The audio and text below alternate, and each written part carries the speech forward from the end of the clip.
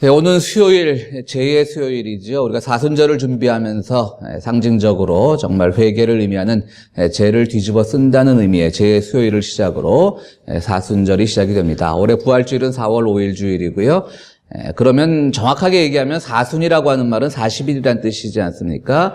그런데 그날까지 정확하게 얘기하면 46일입니다. 그런데 왜 40일일까요? 주님의 날, 즉 주일, 일요일은 항상 승리의 날이기 때문에 사순절 기간에서 제외가 됩니다. 그래서 주일을 제외한 나머지 40일을 우리가 사순절이라고 부릅니다. 교회력에 따르면 사순절 전 주간, 그러니까 다음 주일은 사순절 첫째 주일이 되는데요.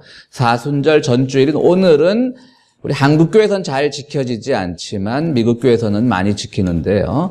예수 변모주일이라고 이렇게 부르고 있습니다. 즉 예수님께서 변화산상에 올라가셔가지고 그 변화했던 것을 기념하는 그런 주일이 바로 사순절 직전 주일로 오늘 우리는 예수 변모주일, 교회력에 따라 예배를 드리고 있는 것입니다. 즉 예수님께서 이 변화하셨듯이 사순절 기간 동안 우리도 정말 경건과 절제로서 믿음 가운데, 기도 가운데 변화하라는 의미로 오늘 우리가 이 예배를 드리게 되는 것입니다.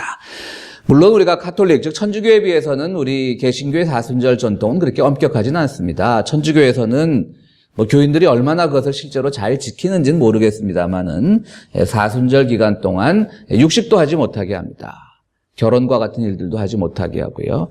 그런데 오늘 아침에 이렇게 일어나서 잠깐 스마트폰으로 뉴스를 보니까 한국 천주교에서 아주 재밌는 발표를 했어요.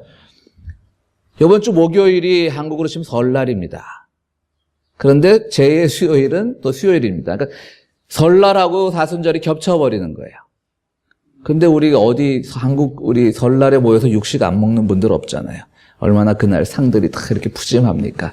그러니까 천주교에서 첫째 날은 육식해도 괜찮다. 이렇게 또 규정을 내렸습니다. 천주교 특유의 그 어떤 중앙집권적인 명령체계가 있기 때문에 그렇죠. 그거 안 내렸다고 저는 천주교 교인들이 사순절 기간 동안 다 육식을 안 한다라고 그렇게 보지는 않습니다. 물론 우리 개신교에는 그런 규정은 없습니다. 그러나 우리가 정서적으로 늘 마음적으로 이 사순절 기간 동안 정말 주님의 고난을 생각하시면서 묵상하시면서 항상 경건과 절제를 생활화하는 여러분들이 되시길 바랍니다. 다시 한번 말씀드리지만 우리 개신교에는 육식 금지 규정이 없으니까요. 음식은 마음대로 드셔도 됩니다. 사순절 기간 동안. 그러나 단 기도하는 마음은 잊지 않는 여러분들이 되기를 바랍니다. 예수님께서 어느 날 그의 수제자라고 할 수 있는 베드로와 야고보와 요한만 데리고 어느 산에 올라가셨습니다. 산에 올라가 있는데 예수님께서 뭔가 기도를 하신 듯 하더니 갑자기 산이 환해지더니 같이 따라 올라갔던 제자들에게 어떤 환상이 보였습니다. 예수님이 구약의 어떤 이스라엘의 구약을 대표하는 두 인물 모세와 엘리야와 산 위에서 말씀을 나누고 계신 겁니다. 그런데 그 모습이 너무 눈이 부시게 하얘가지고 오늘 성경 말씀에 나온 것처럼 어느 빨래꾼이 빨아도 그보다 희게 할 수 없는, 물론 2000년 전입니다. 세제가 많이 발전을 안 했을 때는 걸 감안을 하셔야 되겠죠. 그러나 어느 빨래꾼이 빨아도 그보다 힐 수 없는 모습으로 예수님이 변모를 하신 거예요. 제자들이 얼마나 깜짝 놀랐겠습니까? 제자들이 이렇게 얘기하지 않습니까? 여기다 초막셋을 짓고 그냥 여기다 평생 삽시다. 그러니까 왜 초막셋이죠? 모세 거 하나, 엘리야 거 하나, 예수님 거 하나 짓고 마치 우리 제자들도 3명 왔으니까 우리 제자들은 초막이 안 살아도 좋아요. 그냥 그 산에서 살아도 좋으니까 그냥 각각 맨투맨으로 한 명씩 상대해서 우리가 시중들터이니 이 산에서 사십시다. 라고 이렇게 제자들이 얘기합니다. 얼마나 그 경험이 영광되었으면, 얼마나 그 경험이 좋았으면 복음을 전해야 되는 제자들의 사명도 잊어버리고 그냥 여기서 살자고 이렇게 얘기를 하고 있는 겁니다. 그때 하늘에서 하나님의 음성이 들리지 않습니까? 너희는 그의 말을 들어라. 즉 예수의 말을 들어라. 하나님의 음성이 들리고요. 그때 제자들이 정신이 벌떡 깨니까 엘리야와 모세는 간 곳이 없고 예수님만 남아 있습니다. 그때 예수님이 뭐라고 말씀하시죠? 산을 내려가자. 지금 제자들은 여기 살고 싶은데 산을 내려가자라고 이렇게 예수님이 말씀하셔서 산으로부터 내려왔다고 하는 겁니다. 그날을 기념해서 우리는 예수 변모주일로 지키고 있습니다. 아마도 여러분들이 영광된 경험, 굉장히 좋았던 경험이 있으면 그 경험으로부터 빠져나오기 싫은 그런 기억들은 많이 있으실 줄로 압니다. 예를 들어서 우리가 휴가를 갔어요. 그런데 휴가 동안 너무 재밌었어요. 그럼 일터로 복귀하기 싫으시잖아요. 그죠? 내일 돌아가고 내일부터 또 일터 나가야 된다. 부끄러운 얘기지만 저도 그래요. 휴가 가면 교회 오기 싫더라고요. 뭐 솔직하게 여러분들도 그러시잖아요. 휴가 간 김에 우리 목사 안 나타났으면 그냥 이참에 그런 마음들 다 가지고 계시죠? 그러시지 않으세요? 어쨌든 우리가 생각하면 그렇습니다. 좋았던 경험, 즐거웠던 경험 속에서는 모두가 그 경험을 놓치기 싫은 것이죠. 그러나 우리의 현실이 어디 그렇습니까? 다시 우리의 삶의 자리로 돌아가서 우리의 일터로 돌아가서 때로는 부대끼고 때로는 싸우며 때로는 힘들어하면서 또 살아야 하는 것이 우리 인생의 모습이기도 합니다. 예수님의 제자들도 마찬가지였을 겁니다. 내려가기 싫은 겁니다. 내려가봤자 뭐합니까? 예수님을 향한 온갖 비난과 그들이 당해야 되는 수모와 또 그들을 향한 알 수 없는 음해와 예수님의 그 복음의 가르침을 제대로 이해하지 못하는 사람들의 무지 섞인 그 반응들을 견뎌내는 것보다는 지금 이 속에 있는 그 영광된 현장이 너무나 좋은 거죠. 그러니까 내려가기 싫은 거예요. 거기다가 또 모세와 엘리야가 누굽니까? 두 분 다 구약에서 그 죽음의 과정에 신비하게 나와 있는 분이에요. 엘리야는 우리가 병거 타고 하늘에 올라갔다는 찬송가가 또 있듯이 구약에서 병거를 타고 곧장 승천한 인물로 우리가 열왕기하에 나와 있습니다. 모세는 그렇게 직접 승천했다는 기록은 나와 있지 않지만 신명기와 출애굽기에 보면 모세의 마지막 순간이 굉장히 이상하게 사라졌어요. 그 민족 지도자였던 그 사람의 죽음이 굉장히 적어도 뭐 출애굽기 한 장, 신명기 한 장 정도는 그의 마지막 죽음, 그 장렬한 죽음이 나와야 될 것 같은데 죽은 건지 산 건지 모르게 성경은 두루뭉실 모세의 마지막을 다루고 있습니다. 그의 죽음을 본 사람은 아무도 없다라고 말하기도 합니다. 신비하게 이 세상과 이별한 거죠. 그러니까 구약 시대의 그 두 지도자 모세와 엘리야는 이스라엘 사람들에게 있어서 굉장히 신비한 인물인 거예요. 그 죽음 자체도 신비한 인물인 거예요. 그런데 그 두 거물이 자기들이 그동안 같이 살던 예수님이 하나님의 아들이라고 믿었지만 사실은 그렇게 안 보였거든요. 똑같은 거거든요. 그 먹을 것도 없고 제대로 잘 데도 없으면서 그야말로 풍찬노숙하면서 다니니까 예수님이나 제자들의 옷이 얼마나 꾀죄죄했겠어요. 온갖 얼룩이 묻어 있을 것이고 그냥 땀에 그 때가 끼어 있을 것이고 그런데 그 산에서 보니까 그 더럽던 옷이 예수님이 입고 다니던 옷이 먼지가 쌓이고 누더기고 온갖 오물이 붙어있는 그 더럽던 옷이 너무나 하얗게 보이는 거예요. 굉장히 귀한 경험인 거죠. 엘리야를 봤습니다. 모세를 봤습니다. 그리고 그 더럽던 옷이 하얗게 보였습니다. 그러니까 내려가기 싫은 거죠. 그런데 하나님의 음성이 그의 말을 들어라, 예수의 말을 들어라. 그 말을 듣는 순간 그들이 보았던 환상이 다 깨지는 겁니다. 그리고 예수님이 내려가자. 다시 마을로 내려가자. 우리가 해야 될 일은 복음을 전하는 일이다. 내려가자. 라고 하니까 제자들은 하는 수 없이 따라 내려오게 되었던 것이죠.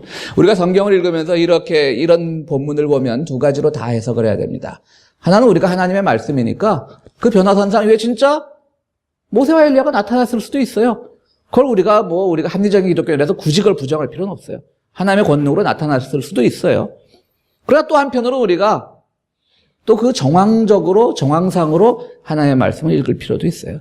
말씀드렸듯이 지금 제자들은 굉장한 도피 심리를 갖고 있는데 세상이 싫은 거예요. 더 이상 수모당하기 싫고 더 이상 박해당하기 싫고 더 이상 음해당하기 싫고 세상이 싫은데 예수님은 하나님의 아들이라고 하는데 산에 올라갔을 때 어떤 자기들의 심리적인 상태가 투영이 되어서 모세와 엘리야 헛것을 봤을 수도 있는 거죠. 우리 두 가지 다 가능성을 열어놔야 됩니다. 정말 하나님의 권능이 잠시라도 모세와 엘리야를 예수님과 같이 서게 했을 수도 있는 것이고 아니면 그들의 심리 상태, 도피적인 심리 상태가 그 순간 예수님을 누구보다도 하얀 존재로 보게 되었고 깨끗한 존재로 보게 되었고 모세와 엘리야라고 하는 어떤 도피의 심리적 투영, 도피를 향한 그런 심리가 투영이 되어서 그들이 나타났을 수도 있다는 겁니다.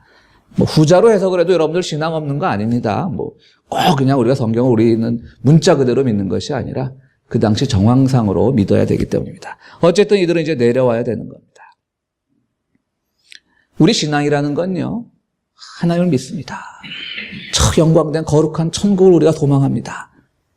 신앙에는 물론 그런 면도 있지만요, 동시에 오늘의 말씀은 우리들에게 뭐를 가르치냐면요, 내려가는 신앙을 가르치는 겁니다.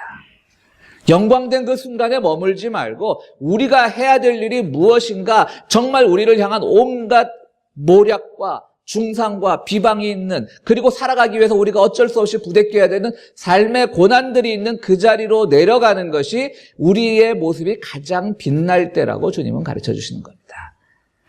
우리가 오늘 우리 수련회 가긴 하지만요, 기도원 가갖고 우리가 정말 하나님과 영이 하나가 되고 방언이 터지고 영광된 경험 속에서 우리가 빛이 나는 것이 아니라, 주님은 우리를 언제 가장 빛나게 하시냐면, 비록 이 산 위에서는 주님의 그 때 묻은 옷이 하얗게 잠시 제자들의 눈에 보였지만, 그 때 묻은 옷을 입고 낡은 옷을 입고 때로는 비방하는 그 흙먼지 세례를 받으면서, 요즘 말로 하면 달걀 세례를 받으면서 온갖 얼룩이진 그 옷을 두려워하지 않고 그 옷의 의미를 가지고 잃지 않고 살아갈 때 주님은 우리를 가장 빛나게 하신다는 겁니다. 우리의 신앙은 너무나 자꾸 도피적 신앙이 되어버립니다. 물론 저도 그렇고 여러분도 그렇고 살다 보면 도피하고 싶은 순간이 있습니다. 우리의 현실은 녹록지 않습니다. 우리의 삶의 현장들은 늘 어렵고 힘이 듭니다. 기도함으로써 우리가 뭔가 의지하고 싶고 이 모든 것들을 외면하고 싶을 때가 왜 없겠습니까? 그럴 땐 그렇게 기도하셔야 됩니다. 당연히. 그리고 우리가 그 기도를 통해서 주님의 위로를 얻은 그 다음에는 다시 우리가 삶의 현장 속으로 들어가야 되는 것이죠. 주님께서는 바로 그것을 우리들에게 말씀하고 계십니다.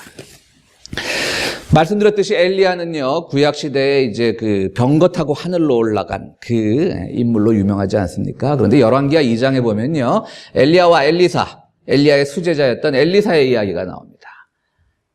엘리야는 이제 하늘로 올라가는 순간 하나님으로부터 약속을 받고 하늘로 올라가야 되는데 엘리사가 너무 졸졸졸 쫓아다니는 거예요. 그러니까 엘리야는 좀 조용히 승천을 하고 싶은데 엘리사가 자꾸 하늘에 올라가는 거 좀 보여주십시오. 그러니까 이제 엘리야는 엘리사에게 돌아가라 자꾸 그러는 거죠. 그러니까 성경에 보면요, 열왕기하 2장에 보면 무려 4군데의 도시를 전전을 합니다. 길갈이라는 곳에서 엘리야가 승천하려 했다가 하도 엘리사가 따라붙으니까 베델로 도망을 갑니다. 베델까지 쫓아왔어요. 엘리사가 보여주세요. 그래서 엘리야가 또 여리고라고 하는 지역으로 갑니다. 그때 또 쫓아옵니다. 엘리사가. 마지막에는 요단강까지 갑니다. 참 엘리사도 끈질기죠. 그냥 스승이 좀 조용히 하나님과 교류하는 가운데 병거 타고 하늘로 올라가야 되는 것을 봐야 되는데 그냥 졸졸 쫓아다니는 거예요. 왜 그랬을까요? 불안한 거죠. 그리고 그 뛰어난 스승의 그 영광된 승천의 모습을 보고 싶은 거예요. 오늘 이 변화산상에는 제자들과 똑같은 거예요. 예수님의 그 변화된 모습을 보고 싶은 거예요. 그 안에만 머물기를 원하는 거예요. 근데 엘리야는 그게 아니거든요. 엘리사, 너 네 할 일이 있어. 자꾸 돌아가서 내가 이제 이 세상을 떠나서 너에게 남겨준 그 일들을 해야 돼라고 말을 하는데 엘리사는 그것만 막 보기를 원하는 겁니다. 그래서 엘리야가 엘리사에게 묻습니다. 도대체 나를 왜 이렇게 쫓아다니느냐? 나에게 원하는 것이 무엇이냐? 이렇게 물어봤을 때 엘리사가 뭐라 그러냐면요, 열왕기하 2장에 선생님의 능력에 갑절을 주십시오라고 말을 합니다. 엘리야는요, 세상을 살아가면서 엄청나게 많은 기적을 베풀었던 사람입니다. 정말 가나안 집에 가서 그 밀가루가 떨어지지 않는 그런 기적도 베풀었고요. 죽은 사람을 살리는 기적도 베풀었고요. 아합의 거짓 선지자들과 맞서서 무려 아합과 아셀의 그 거짓 선지자들과 맞서가지고 850명 대 1대 850의 싸움으로 해서 하늘에 비가 내리는 기도를 이끌어냈던 뛰어난 예언자이기도 합니다. 수많은 기적을 베풀었던 사람입니다. 엘리사는 이제 엘리야와 헤어지는 순간 욕심도 많게 선생님의 반만 쫓아가게 해주십시오라고 바라는 것이 아니라 엘리사는 엘리야에게 뭐라냐면 선생님이 가졌던 그 영광의 능력에 갑절을 저에게 주십시오라고 얘기를 하는 겁니다. 그러니까 불안했던 마음인 거죠. 스승과 헤어지는 게 지금 불안한 거예요. 두려운 거예요. 그때 엘리야가 뭐라고 얘기를 하냐면요, 그럼 더 이상 나를 쫓아다니지 말고 그냥 승천의 장면을 목격을 해라. 그러면 너의 능력이 갑절이 될 것이다 라고 얘기를 합니다. 그리고 엘리야는 하늘로 올라갑니다. 엘리사 역시 그 뒤로 뛰어난 많은 기적들을 베풀게 됩니다. 무슨 말일까요? 능력에 갑절을 주십시오. 그러니까 엘리야는 뭐라고 얘기를 하냐면 하늘에 올라가는 것을 보라라는 얘기를 하는 겁니다. 우리가 오늘 예수를 믿으면서 또는 구약시대 엘리사가 엘리야를 쫓으면서 우리가 하고자 하는 일들은 뭐냐면요. 그분이 보여주었던 그 능력과 어떤 결과에 대해서 많은 관심을 우리는 가져요.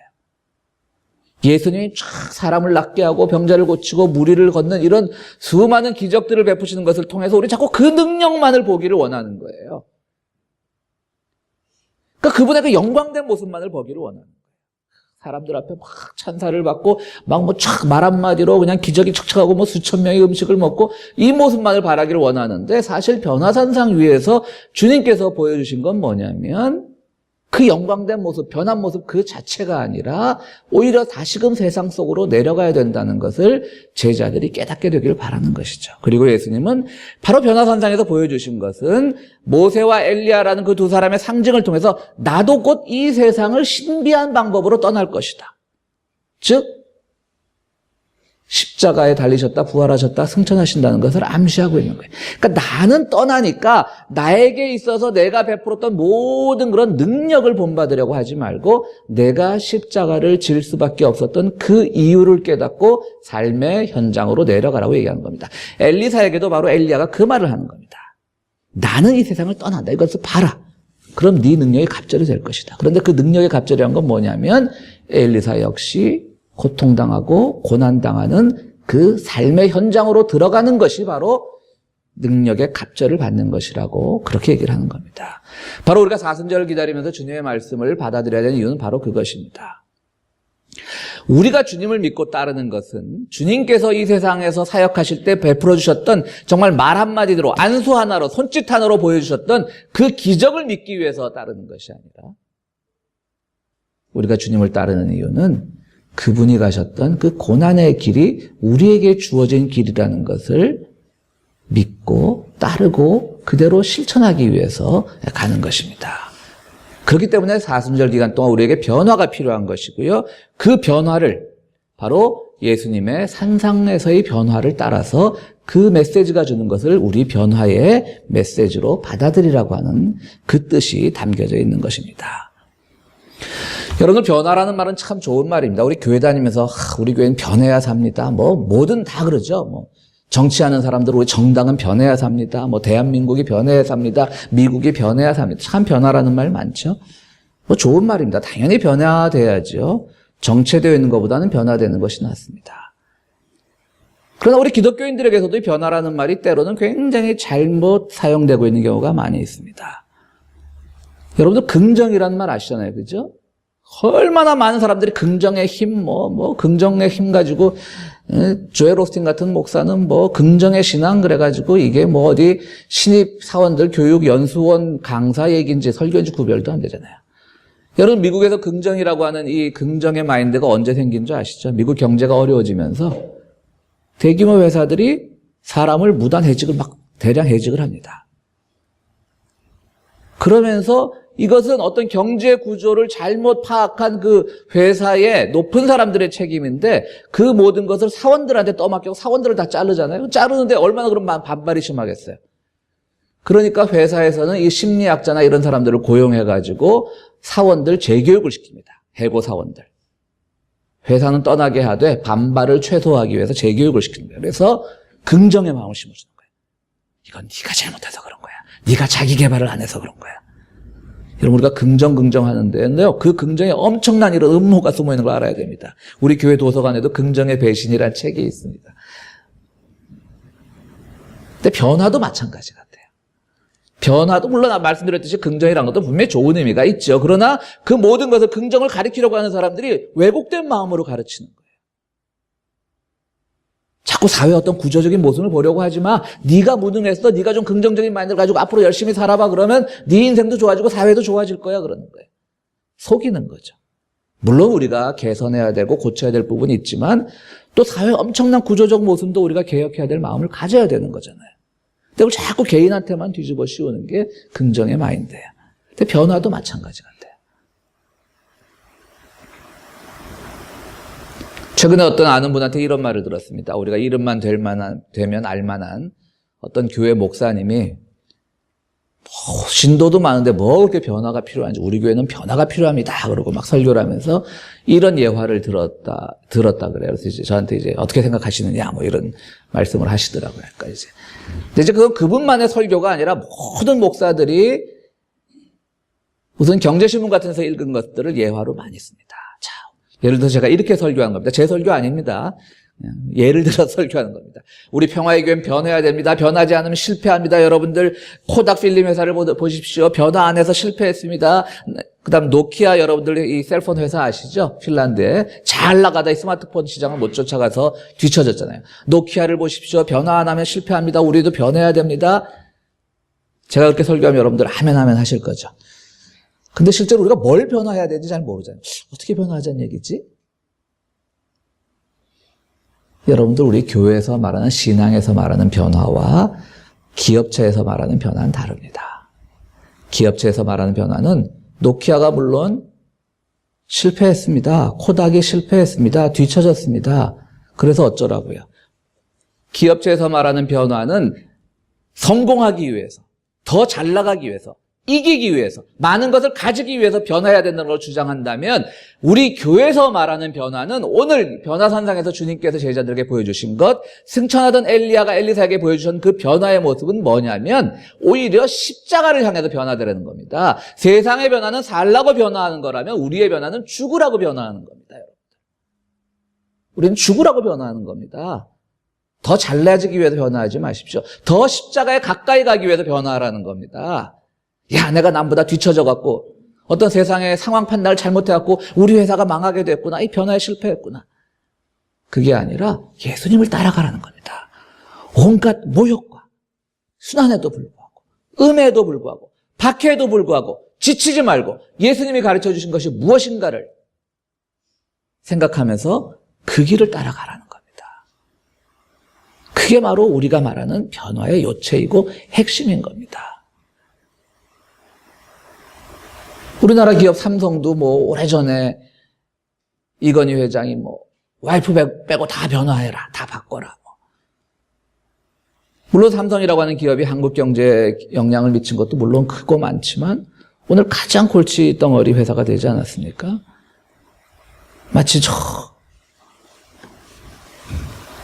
비밀에 가득 찬 북한처럼 말이죠. 그 지금 기업의 총수가 죽었는지 살았는지도 아무도 모르고 있잖아요. 거의 1년째. 그것이 뭐 좋은 변화입니까? 그런 것이?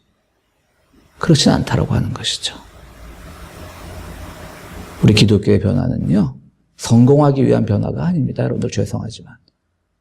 잘 나가기 위한 변화가 아닙니다. 고난을 기쁨으로 감수하기 위한 변화를 해야 되는 겁니다. 아, 나는 잘 나감으로써 참 예수 믿고 잘 나가게 됐어. 변화했어. 내가 하는 기업체가 그냥 내가 하는 비즈니스가 예수 믿고 그냥 자산이 얼마에서 얼마로 변화했어?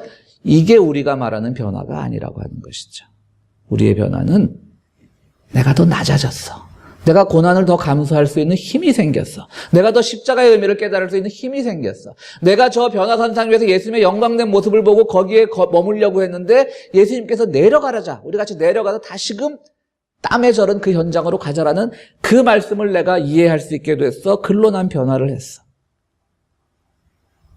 을 깨달을 때 우리가 진정으로 변화할 수 있다라고 하는 겁니다. 그런 점에서 우리가 가장 빛날 때는 언제일까요?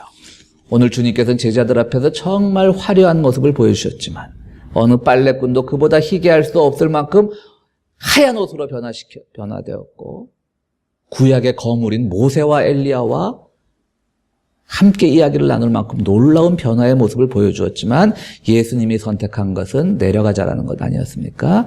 오늘 여러분들은 어떻게 변화하고 싶고 어떻게 빛나고 싶습니까? 오늘 주님께서 우리에게 말씀하시는 가장 빛나는 순간이란 여러분들이 세상 속에서 땀 흘리며 여러분들의 일터에서 주님의 가르침을 놓치지 않으면서 때로는 그 가르침을 놓치지 않는 과정에서 나의 어떤 이득이 좀 손해를 보는 한이 있더라도 나는 이렇게 변화했어라고 사는 순간 여러분들의 모습은 가장 빛나게 됩니다. 세상 사람들이 우리를 향해서 알 수 없는 것으로 매도하고 음해해도 그것 때문에 내 옷이 더러워지고 그것 때문에 내 마음이 상해도 그것이 주님의 십자가의 길이라는 걸 믿고 따름으로써 나갈 때, 도피하지 않을 때, 저 높은 산 위로 올라가서 예수님의 영광된 모습 안에서만 머물려고 하지 않을 때, 그때 우리가 가장 빛나는 순간입니다. 우리 사랑하는 평화의 교회 성도 여러분들은 올해 사순절을 보내시면서 정말 변화하시기를 바랍니다. 노키아처럼, 코닥처럼 변화에 실패해서 뒤처지는 그런 의미의 변화가 아니라 우리가 자발적으로 누군가보다 양보하고 뒤처질 수 있는 변화, 우리가 자발적으로 희생할 수 있는 변화, 자발적으로 주님의 뜻에, 주님의 고난에 동참할 수 있는 변화, 이 변화의 길을 갈 때 주님께서는 이 사순절 기간 동안 우리를 정말로 성숙시키시고 우리를 정말로 변화시켜 주실 줄로 믿습니다. 주님께서 우리들에게 큰 힘을 주십니다. 이번 사순절 기간 보내시면서 정말 우리가 세상에 어떤 우겨싸움을 당해도 이겨낼 수 있는 그런 위대한 변화, 십자가의 변화의 능력을 소유하시는 우리 평화의 교회 성도들이 되시기를 간절히 바랍니다. 우리 함께 말씀을 생각하시면서 기도하시겠습니다.